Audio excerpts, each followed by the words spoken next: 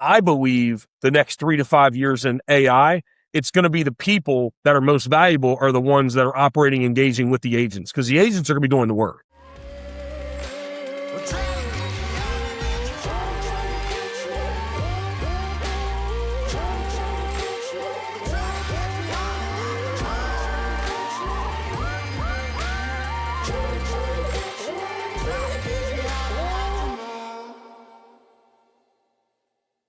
Today's guest is Dan. Am I going to say this right? Mintz? Mintz, yeah, it's easy. All right. Yeah. He's founder and CEO of 12 Week Breakthrough. Right. He's a multi-time operator with successful exits across SaaS and EdTech, including a chess platform that was acquired by Playtica. He's a Wharton grad, MIT trained data scientist, and started his career in strategy at Deloitte. What makes Dan different is his focus on systems over hacks. He helps entrepreneurs and high performers build repeatable operating systems that turn intention into execution. So in this conversation, I'm pumped about breaking down the 12-week year, why productivity is one of the biggest competitive advantages in business, and how to close the gap between knowing what to do and actually doing it. Dan, welcome to the show. Thank you. Thank you for having me. Yeah, man. So, hey, what about the 12-week year? Right. Just to make it very clear, the 12-week year is a fairly famous productivity system, which there was a book written about it. Okay, so it's not my system, but I using it. I developed my own 12-week breakthrough system, which enhances that system, because I found the 12-week year to be one of the best, let's call it personal productivity system, but also used for smaller teams. And then with my research and my own practice of using it, I enhanced the system because I thought there were some gaps and there were just things I can improve and make it extremely, extremely productive. So why is productivity, why is it the biggest competitive advantage? If not let's just call it one of the big ones. Why is it so substantial in winning in business? Okay, that's the critical question. So really what I call the system performance system, okay? For me, productivity, and a lot of people that I work with, because I get a lot of, I work with Fortune 1000 companies, I work with smaller companies, I work with professionals, CEOs. So I get a lot of feedback about this stuff, and I get a lot of perspective, 15 years doing that, if not more, and with my own businesses as well.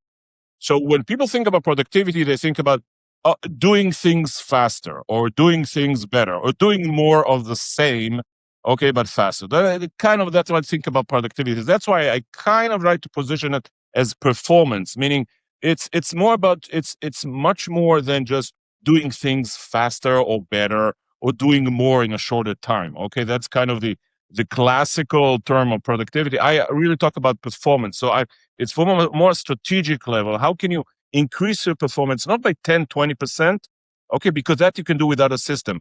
But I see people that increase their performance from 1x to 5x, okay, in 12 months. And it means they're achieving 5 times more of the goals, or they're tripling the revenue and stuff like that by implementing a performance system. So back to your question, why is it so strategic, for instance? So why is it such a critical factor?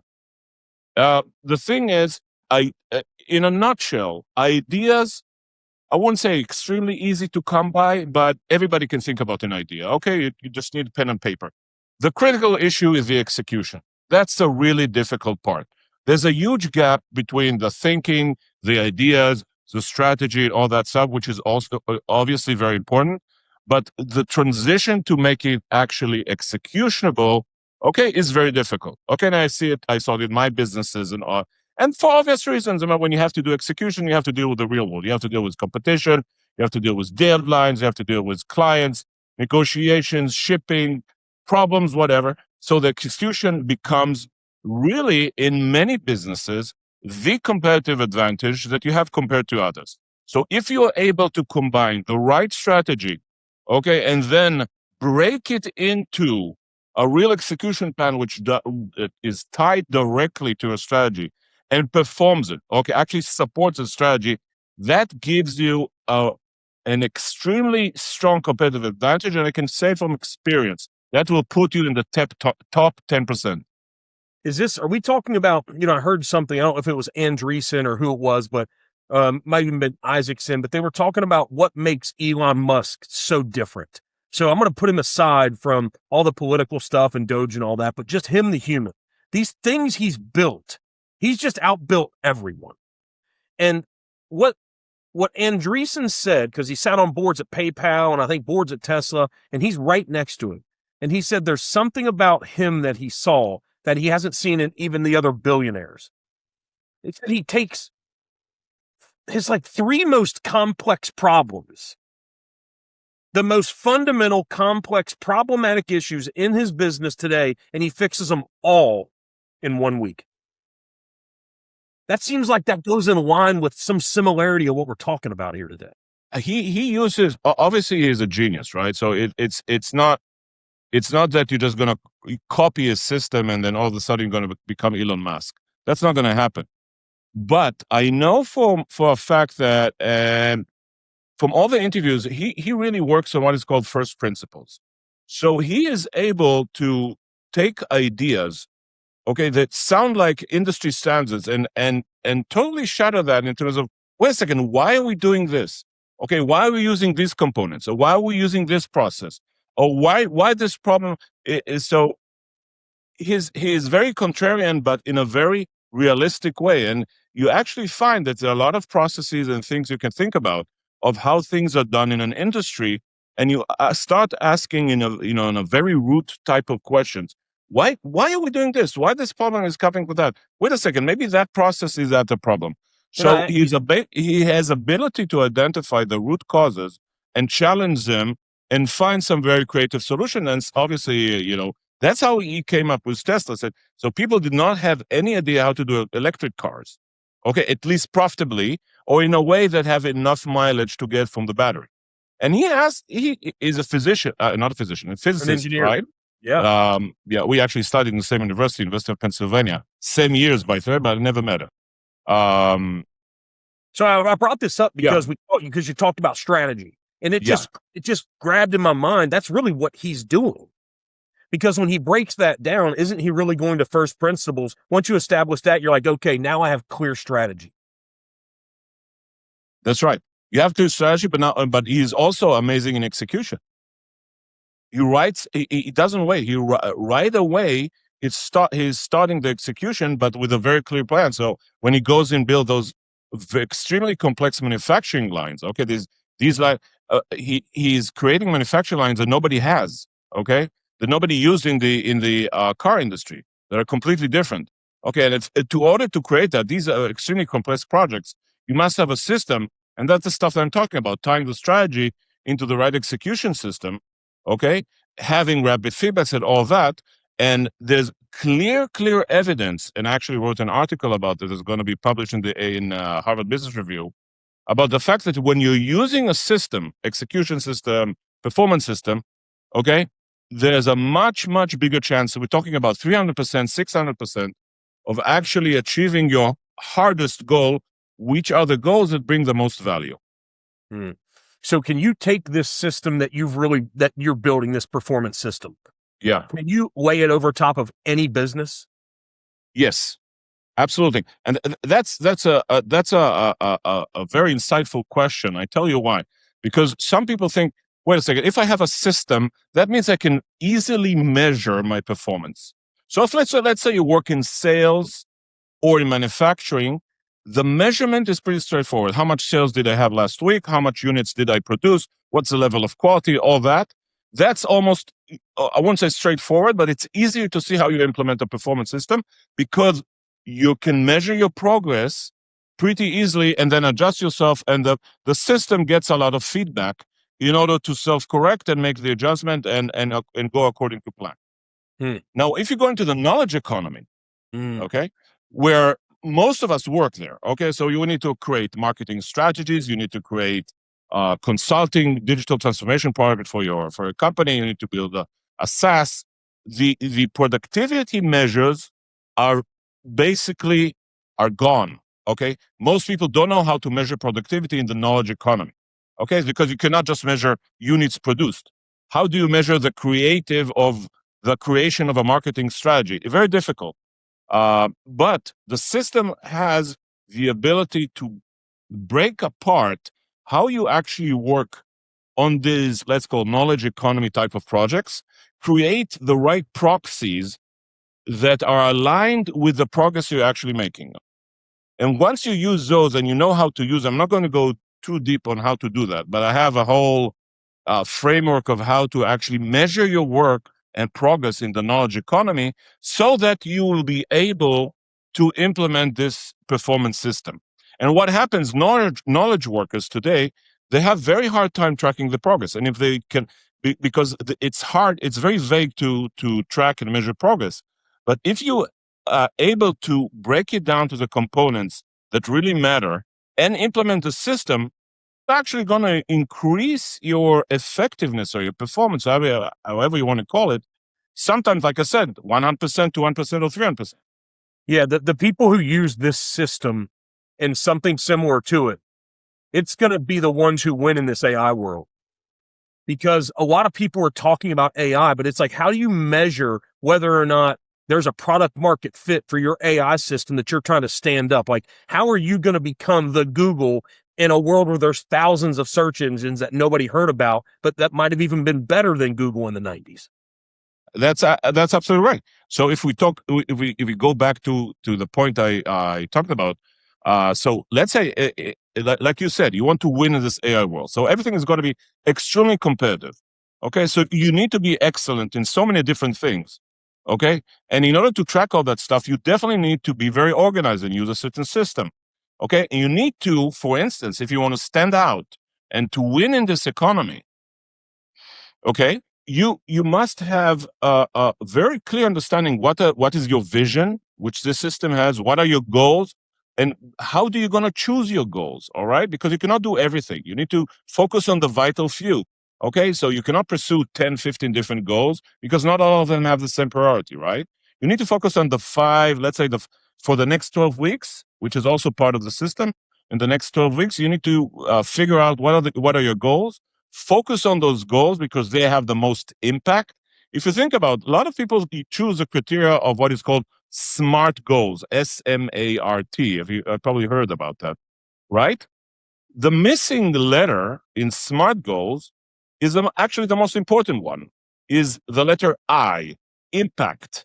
There's no letter I in SMART. What's the most important in terms of having a goal, okay, is the level of impact that goal is going to have.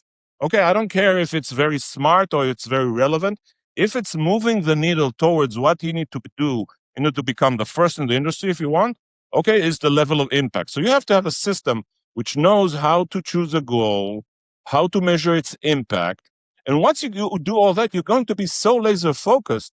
Okay, you're just increasing there's no guarantee, obviously, in this economy because things are going to shift all the time. But if you want to stay very close to understanding what the market is doing and how your performance is doing, there's also built-in rapid feedback cycles inside the system. So every week and every end of cycle, every 12 weeks, you're going to take a look at your metrics. You're going to understand your progress. You're going to understand where you stand against your goals and against your vision. You're going to make the right adjustment and all that. Obviously, if you implement it right, and if you have a good guidance.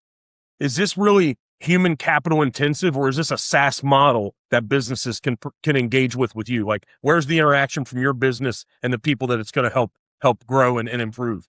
Okay, that's a great question. I'll tell you why. So one of the things that people ask me when they start to work with me, other than the question of why do you need a system, so after they convince that, whoa, I understand why I need a system. That's gonna take my business or myself to a totally different direction.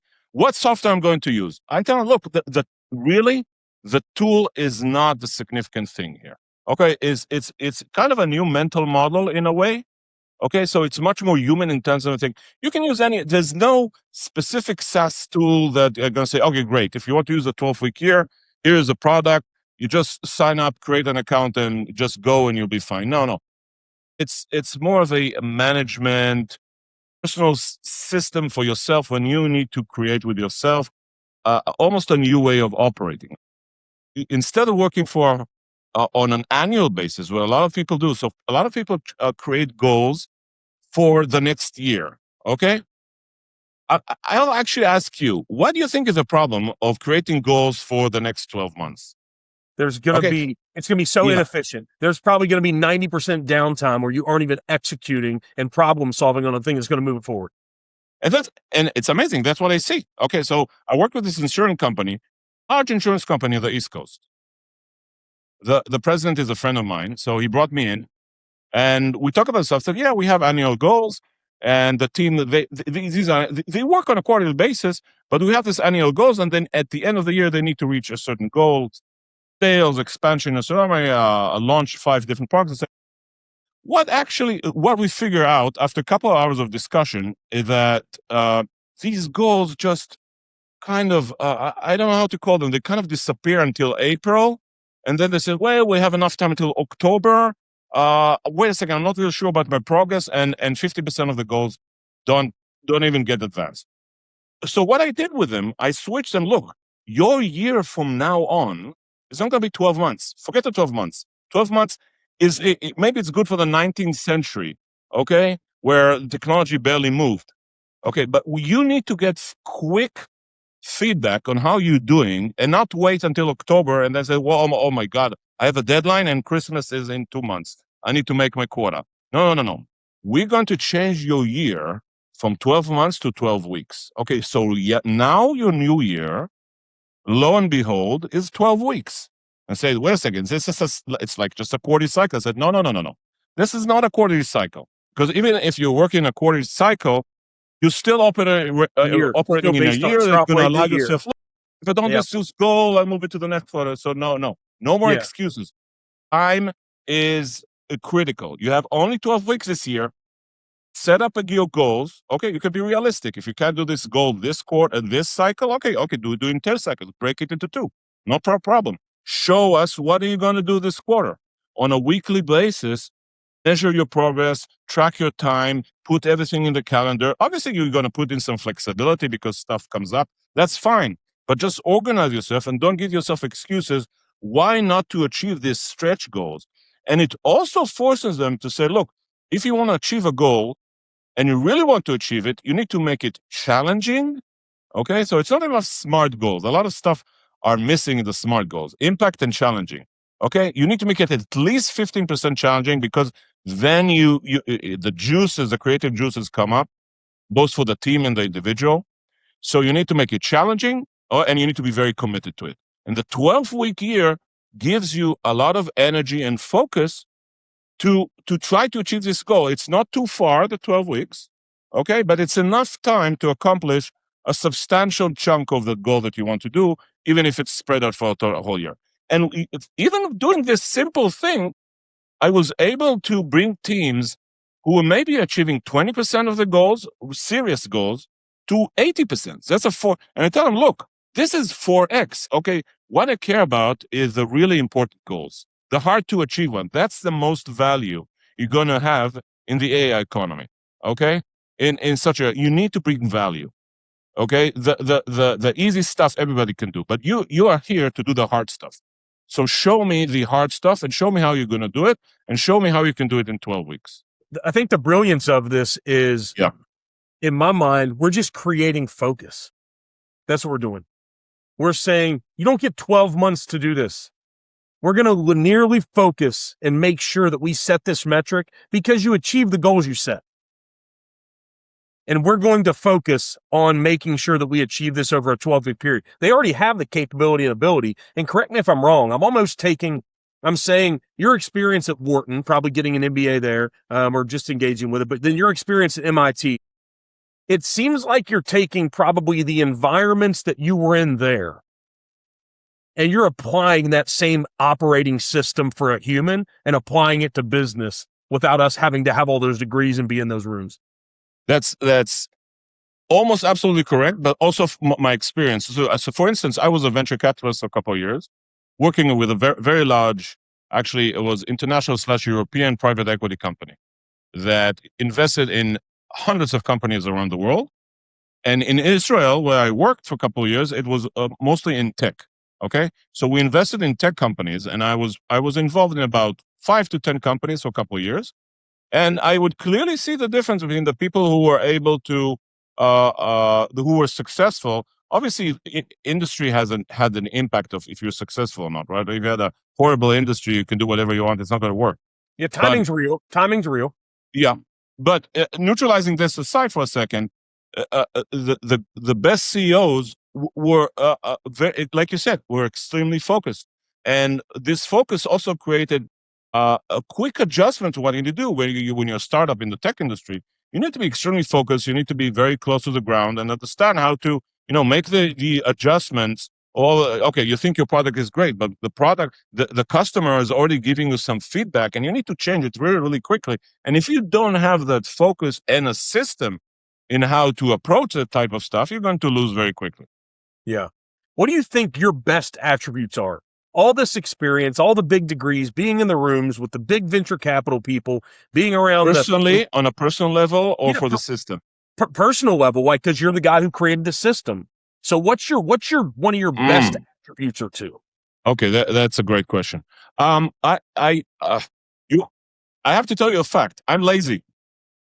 I'm a lazy person. I mean, if the stuff is boring or stuff that I just find it hard to do. Okay, I mean, and I see it for a lot of humans. I mean, we have a resistance of doing hard stuff. That's 3 billion years of evolution, I guess. You want to conserve energy. So I'm a lazy person. So I almost had to force myself to find, okay, I need to find ways to make this hard stuff because, I want to succeed. I don't want just to work hard in 4 hours. I want to be very effective. So I guess the attribute is I like to learn new stuff. Okay, but I'm very realistic. So I like to learn new stuff. Always trying to improve, find the best way to do some stuff. And once I see something, I stick with it. Okay, I don't overlearn stuff. I don't do analysis paralysis. I like to be very practical. I like to learn stuff which I can apply to my professional life and my day-to-day life. So I was always on a look of experimenting stuff, okay, on almost a regular interval. So I was, for instance, trying to be very effective and very productive. So that's why I did a lot of research on productivity systems. And then that's why I realized a 12-week year, I thought was the best system to build upon because it has all the components that you need to work today in this fast economy. So I would say I feel very comfortable taking on projects. So I don't care about failing, right? So I fail. So what? It's a learning experience. We move on. We live once, right? So why not dare and take some calculated risks? I don't do risks. I invested money. I bought some companies as well. I sold companies. And most of the time I just do calculated risk, try to learn as quickly as possible and apply it as quickly as possible. What's calculated risk look like in this crazy fast moving world of technology though? I mean, it's a different calculation now. It has to be. Maybe we don't even know the algorithm, but right, it's there, and it seems like risk is more prevalent than ever. I agree, but you still need to calculate the risk. So we did, even though it was a tech startup, and you say, okay, you don't know anything, you're not going to know what's going to happen in 5 years. We still did a lot of research, what's called the due diligence process of the company. So we looked at the industry, we looked at the company. But the most important fact, but then the factors change. Okay, so you're still going through the how is it called? The effect of the process of doing the due diligence, but there's separate weights now for different things. So what you realize, because it's such a volatile market, you know that you must have the right management who will be able to handle all the different pivoting, the risks, and the competition, all that. So you invest much more time in researching, am I investing in the right people? Okay. Is that person going to be capable to take this company in the next 5-10 years in such a difficult environment? But so the calculated risks just takes different factors in terms of the weight factors you're going to put in it. Yeah, I think what's going to happen in AI, elite thinkers. I'm not talking about how people were born where they started, who they turned themselves into be. Elite thinkers, top performers. This economy, this AI world is going to benefit them more. Not even the business owner. I mean, didn't Meta just pay some kid $600 million? Unbelievable. It's crazy, right? Yeah, the issue with this system is, I've been talking about, it's going to be the middle 60% of workers. in every country in the entire world. Mediocrity is going to be outsourced to AI systems. I agree. So what's the question? So the key part is the people at the top. It's funny that we're talking about AI and technology, but still the most critical point is going to be those key human beings. I agree. And the way I'll just give you an example of the way I work. So I have a pretty strong technology background. I understand technology. I even I have to say, during my MIT years, I had to program machine learning stuff, which is now obsolete. ChatGPT made sure that this is obsolete right now. But I understand this stuff. So I feel very comfortable using new tools. Okay. And one of the skills you're going to need in this new world, which is absolutely new world, I mean, the pace is just unbelievable, is your ability to adapt quickly and learn quickly new tools. Because the person at the top, okay, he or she, if she will be able to use AI 10 times better than you, you're toast. And that's exactly what I described. So you need to be very open-minded and have even sometimes there are a lot of people who don't enjoy learning and using technology. And I've seen it a lot, even with the AI. So they might be using ChatGPT, but they're not using ChatGPT or Claude or whatever to its fullest extent. Okay. So if you can use projects, you can use AI agents, which are transforming the work we do. You need to understand how it's being done and try to do it yourself. And sometimes I work with people who are ambitious professionals and say, oh, I don't like all this tech stuff. What am I going to do with AI? I say, look, one of your goals in this 12-week year you're going to do is learn AI. Okay. And the goal is, for instance, for the last week in this cycle, you will learn how to program an AI agent, even though maybe you're not going to use it. But you need to be comfortable understanding what's the capacity of how to do it. Ask the right questions when you're going to implement a project with that next time. Okay. So using a system will actually, like mine, or any other system that you're going to choose, will actually help you acquire those new skills, because you're going to put that as an understanding that's one of your biggest goals moving forward. And that's what I do with people. Because I work with some of them very, very closely. Sometimes I force them, because I understand the technology and I understand the shift that's happening. I almost force them to say, I don't care. One of your 5 goals, okay, is to become extremely comfortable with the technology you're going to use in the future. Absolutely. And so I think we'll wrap this. It's not just about this idea, but I believe the next 3 to 5 years in AI, it's going to be the people that are most valuable are the ones that are operating, engaging with the agents, because the agents are going to be doing the work. Yeah. Right. But the strategy and the mind and the thinking on how to use it, at least in the next 5 years, I might be totally mistaken, it's still going to be us. Okay. No, it is. Yeah. The CEO, but these people are going to these key employees are going to be the new CEO of the agents. Exactly. Absolutely. Exactly. And that's why I quote unquote, force people, really push them to say, you need to learn this technology. Okay. Absolutely. Because don't look at that technology. Look at that as almost invaluable skill that you're going to need for the next 3 and 5 years. And if you're not going to know that, you're going to be out of the competition. What are we missing since we got a little bit? How can we bring the clarity back for everybody listening about the clarity and maybe the simplistic approach to this 12-week environment? The core thing, there are 2 core things which bring clarity, focus in this environment. Is one, that the system has all the necessary pillars you need in order to become a really high performer in this type of environment. It builds on a really strong vision, okay, which is like a strategy for a company. Do you know of a successful company without a strategy? You don't. As a person, there's no real difference. So you need to be also successful. You must have a vision. You can call it a strategy. You can call it whatever you want. So people I work with, I force them to think about, where do you want to be in 2 or 3 years? I know it's a bit vague, but you need to put some pole in the future to make sure you understand where you're going. So that gives you direction. Then you're going to execute that, like we talked before, in terms of how to tie strategy to execution. And then we're going to break that vision very clearly into the different goals inside cycles of 12-week year, which are going to give you a lot of clarity, because you're going to take the future, which is so far ahead and actually bring it to the present and start executing on that future, because you're going to start and say, what do I need to do in order to reach that future? And based on that, you gain a lot of clarity for the execution that you need to do. And you're going to start achieving more goals. You're going to get much better feedback because now you know what to measure and all that. So everything just starts to be in place, work together, and reinforce one another. And that's the clarity that it brings. There you go. How's Dan's operator mindset different now? After all these years of experience, what's it evolved into versus what it used to be and a lot of people are starting? Like, what do you see as the elite operator mindset now? Great question. So for me, it was really, it wasn't like one day, and it's a gradual process, right? I already have 25 years at least of experience doing all this stuff.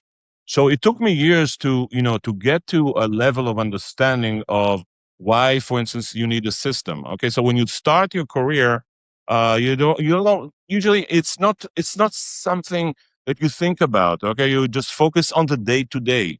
I'll give you an example.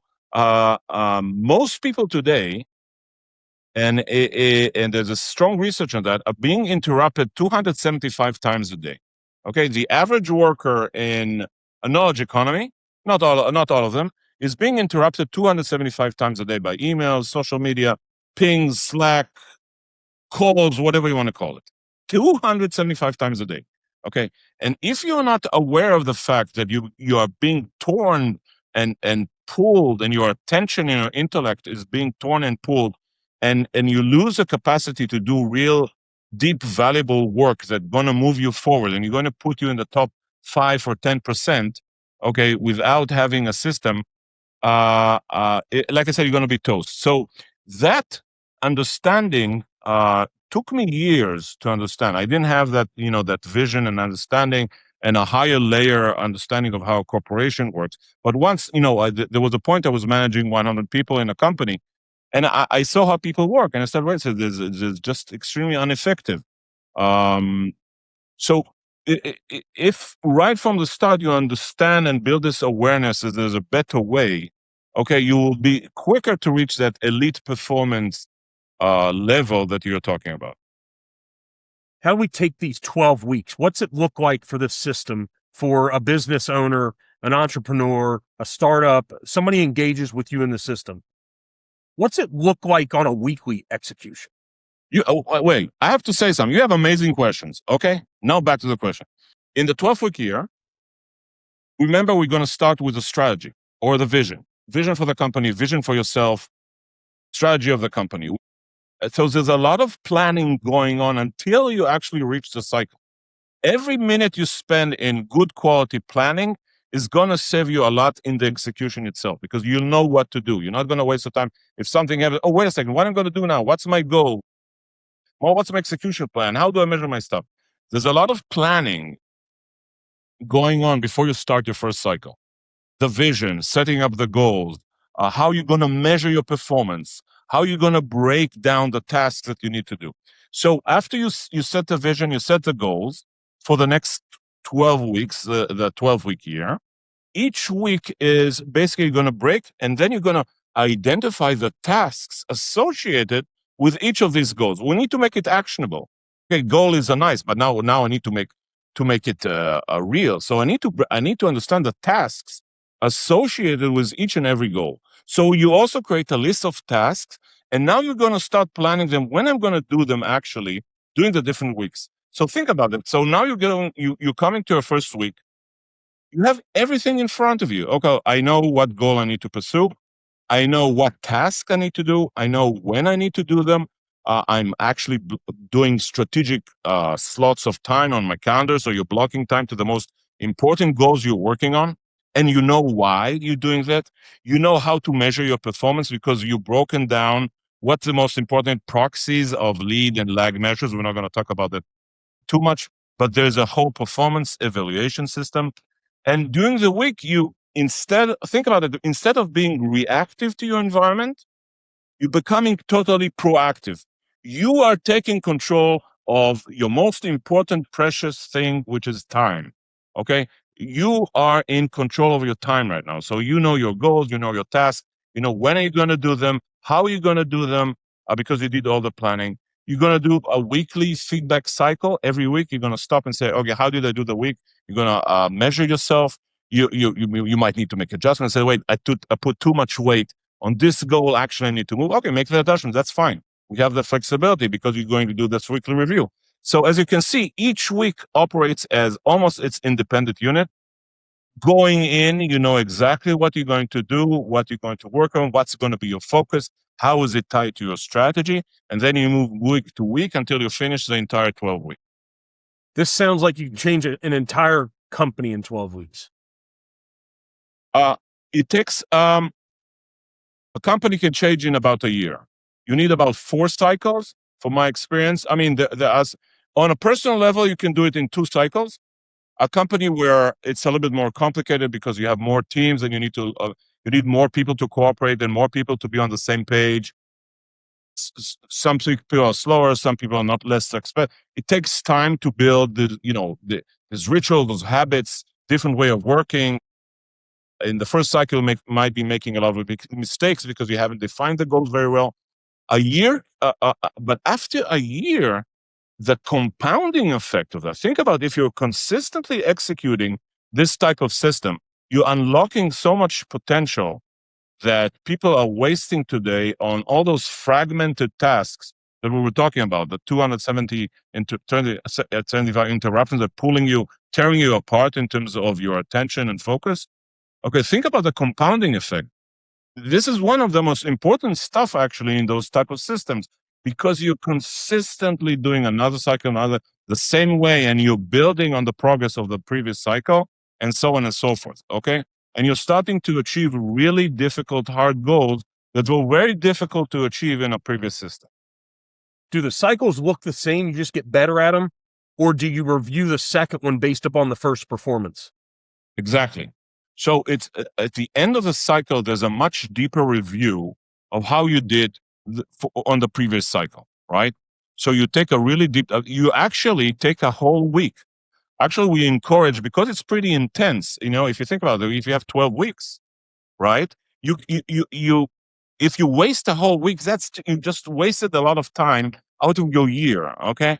And you almost feel like, okay, I cannot procrastinate, right? I cannot delay stuff. I have only 12 weeks to achieve my goals until the end of this year, the 12-week year. There's a sense of intensity, there's a sense of urgency, which I think is great, because we actually operate better when there's some intensity and some urgency, and there's more commitment, and there's more focus, there's more excitement and energy, and I actually see it. And then we actually encourage people to take some 2-3 days off. Okay, just relax, reflect, charge your batteries, take a whole week, go travel. I don't know. Between the 2 cycles, don't start one cycle after the other, because then it's going to be a burnout. Okay, so we actually encourage to take a couple days off, then couple days of reflection, of really understanding what happened in the last year. Okay, how did I do? What should I correct? How should I change my goals? You need to make all those micro adjustments. Actually, this goal, it doesn't fit very well with how we work. We need to change it. Or maybe there's a totally new goal, because I don't know, we decided to launch a new product, and you're creating a whole new set of goals for that type of project. That's fine. So, but you take a lot of insights in order to compound your progress. If you're just going to operate totally separately between those 2 cycles, you're losing a lot of the compounding effect, right? The most beautiful stuff about this is after a year, you're going to be the top 10%, and you're just going to continue climbing. Okay, you're just not going to let go, because you're performing so well. The compounding effect is really one of the greatest things, and you're doing it faster. So instead of waiting the whole year to learn how I did with my goal, your compounding effect now it happens 4 times a year. Okay, and there's a clear structure of how to do that. Like we talked about, learning from the stuff. Okay, actually, okay, the tracking system I used wasn't that good. We didn't reach our goal of implementing the tracking strategy because we didn't measure exactly the right thing. Let's correct it. So now you have a clear system of how to correct the stuff, and everybody is on the same page. We understand. Okay, let's change the goal a little bit. Let's change the measurement a little bit. And now all of a sudden, the second cycle, already, look, we are much better with the tracking software that we had to install. And now we actually achieved it. Okay, let's take the insights we gained from how we did that to the third cycle and so on. So there are great compounding effects. And it's very important that those cycles, those years, will be very linked, especially with the learning process and the feedback process and gaining the insights process. So I hope I answered your question. Yeah, I think you did. I mean, it's very detailed. But man, I'm thinking about this process of integrating into the companies that I operate and I've run. And you have to really want to win.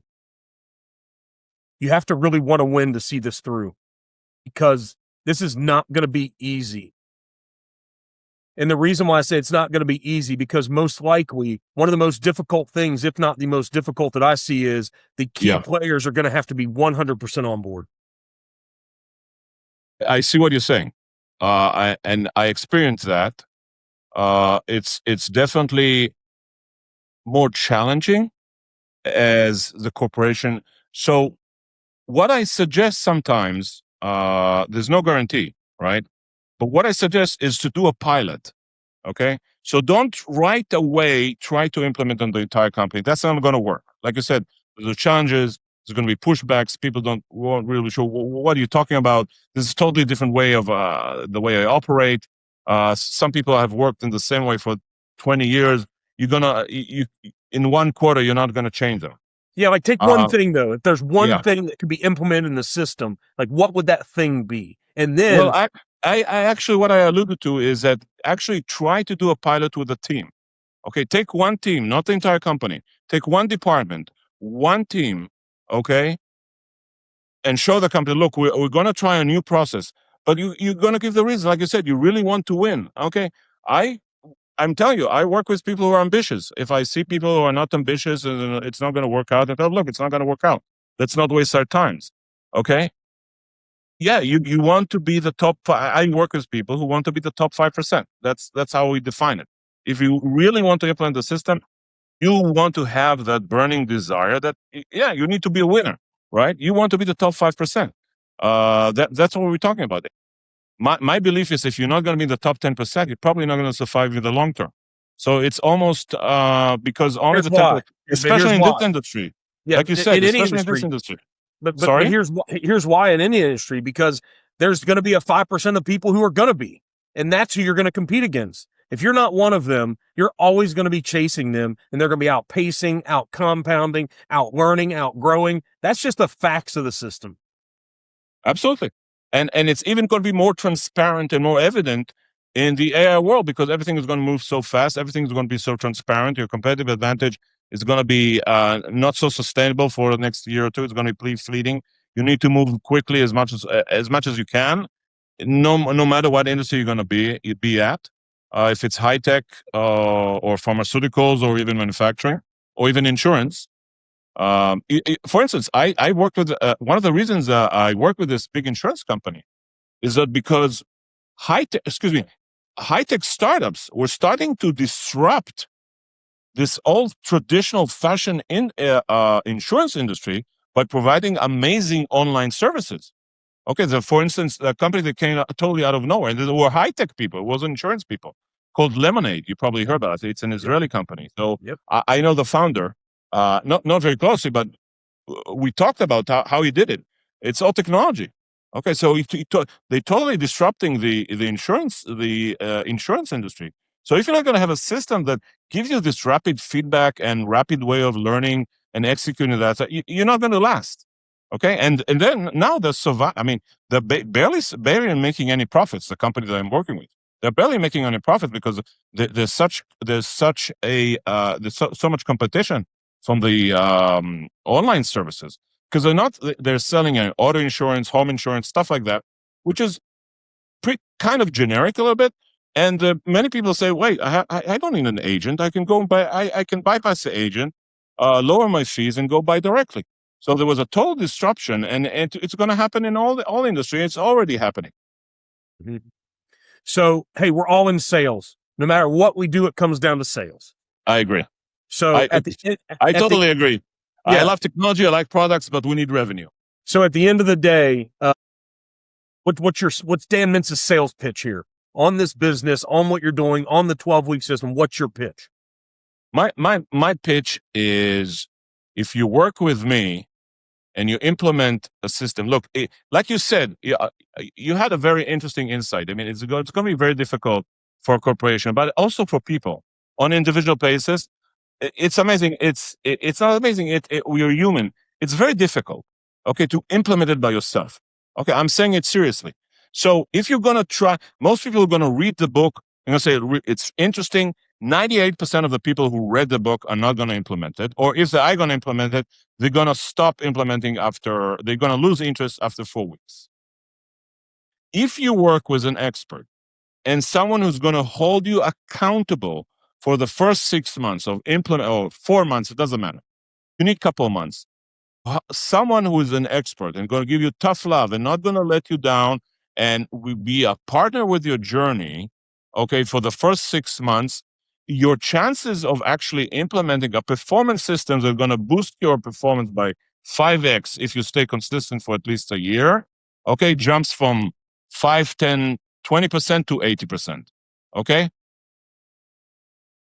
One of the biggest ROIs you can think of in terms of how much money you're actually going to invest to this one-on-one consulting or working with me to the actual benefit you're going to get from consistently performing at the top 5%. Here's what I love about you, man. Us just getting to know each other. What I absolutely love is you're not saying that you have to work with you, but you got to work with someone like you that's helping them interact with these systems and implement them in our businesses.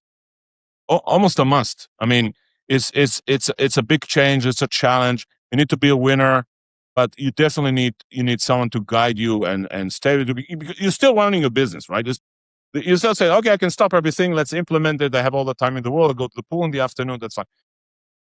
You still have to manage your stuff. You manage your stuff. So you need to spare a couple of hours, and you must have that person with you, working with you, so you can be very effective in implementing that. All right. Dan Mintz, CEO of 12-Week Breakthrough. There's so much more behind it than just 12 weeks. But if you listen to this conversation, I think you'll understand the power. If you have concentrated effort behind a strategic system, looking for productivity and change to scale your business, this system will do it for you. So thank you for sharing your intelligence, your brilliance, and a little bit of time with us here this year. It was a great pleasure being on the show.